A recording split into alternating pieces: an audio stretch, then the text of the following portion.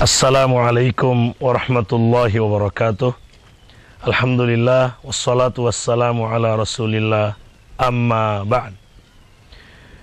Para pemirsa, kaum muslimin dan muslimat yang semoga dirahmati semua oleh Allah Subhanahu wa taala. Pembahasan singkat kita pada kesempatan yang berbahagia ini akan berbicara sedikit tentang adab-adab menyambut bulan mulia Ramadan.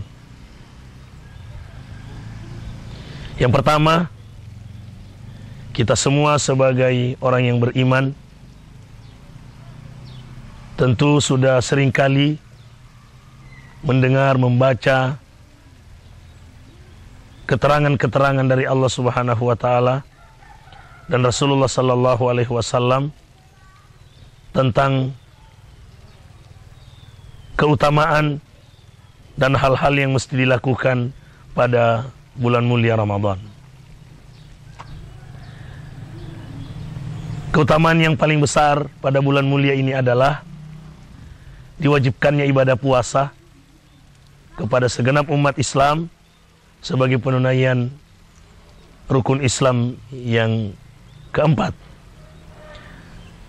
Allah Subhanahu wa taala berfirman, a'udzubillahi minasyaitonir rajim, ya ayyuhalladzina amanu kutiba alaikumus shiyamu kama kutiba alal ladzina min qablikum la'allakum tattaqun. Wahai orang-orang yang beriman, telah diwajibkan atas kamu berpuasa sebagaimana telah diwajibkan atas orang-orang sebelum kamu agar kamu bertakwa.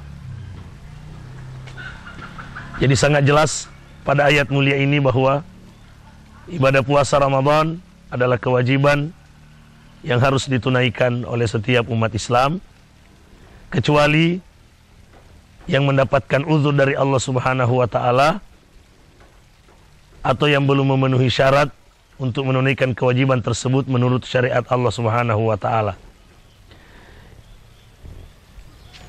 Kemudian adapun yang mendapatkan uzur sehingga tidak menunaikan kewajiban tersebut adalah orang sakit, wanita hamil, wanita haid, nifas,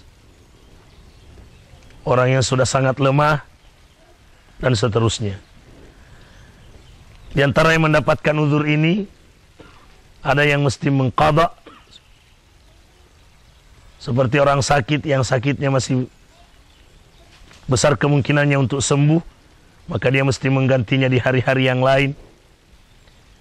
Begitu juga dengan wanita hamil, begitu juga dengan orang yang dalam perjalanan, wanita haid dan nifas juga demikian. Dan adapun orang yang sudah sangat lemah, maka dia diwajibkan berfidyah, memberi makan satu orang miskin setiap hari bersama lauk pauknya. Adapun yang tidak memenuhi syarat untuk kewajiban ibadah puasa adalah orang kafir, kemudian anak kecil yang belum balik, dan yang sudah balik tapi kehilangan akal. Selain dari mereka ini, yang namanya umat Islam tentu berkewajiban untuk menunaikan ibadah mulia ini. Kemudian di antara keutamaan bulan mulia Ramadan juga adalah disunnatkannya qiyamul lail, yang biasa juga dikenal dengan istilah salat tarawih pada malam harinya. Sebagaimana sabda Nabi sallallahu alaihi wasallam, "Man qama ramadhana imanan wa ihtisaban, ghufira lahu ma taqaddama min dzambi." Barang siapa yang menunaikan salat malam pada bulan Ramadan dengan iman dan ikhlas semata mengharap ridha Allah, maka diampuni segala dosanya yang telah lalu. Begitu juga jaminan ibadah puasa itu sendiri. Nabi sallallahu alaihi wasallam bersabda, "Man shama ramadhana imanan wa ihtisaban, ghufira lahu ma taqaddama min dzambi." Barang siapa yang berpuasa pada bulan Ramadan dengan iman dan ikhlas, diampuni dosa-dosanya yang telah lalu. Kemudian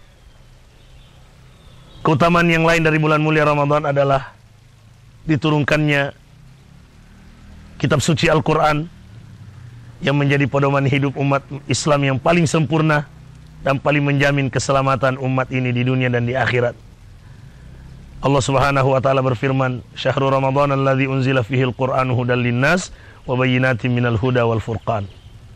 Pada bulan mulia Ramadan, Allah menurunkan Al-Quran sebagai petunjuk bagi manusia dan sebagai penjelas dari petunjuk itu, serta furqan, pembeda antara yang hak dan yang batil. Dan sungguh masih sangat banyak keutamaan-keutamaan yang ada pada bulan mulia Ramadan, baik yang berkaitan dengan ibadah shaum maupun ibadah-ibadah yang lain. Intinya bahwa di bulan mulia Ramadan, segala amal kebajikan dilipat gandakan balasannya. Segala dosa dan kejelekan akan dihapus bila kita sungguh-sungguh bertaubat. Pintu-pintu surga dibuka, pintu neraka ditutup. Setan-setan, terutama tokoh-tokohnya setan, dibelenggu oleh Allah Subhanahu wa taala untuk menghargai orang-orang yang menunaikan ibadah Ramadan. Karena itu, kita semua harus sungguh-sungguh memanfaatkan waktu dengan sebaik-baiknya dalam rangka optimalisasi pengisian bulan mulia Ramadan. Bulan mulia Ramadan dapat dikatakan bahwa bulan di mana Allah Subhanahu wa taala benar-benar membuktikan kasih sayangnya kepada hambanya yang beriman dengan memberinya kesempatan untuk mengejar ketertinggalannya beramal saleh selama 11 bulan yang telah lewat.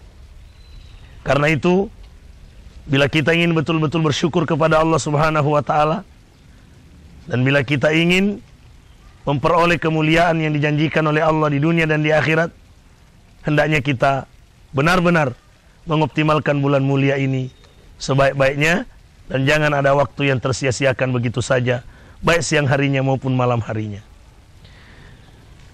Kemudian salah satu bentuk optimalisasi bulan mulia Ramadan adalah, di samping optimalisasi ibadah dan amal saleh, kita juga harus berusaha untuk menyerap manfaat ibadah shaum untuk mendidik kepribadian kita agar semakin islami.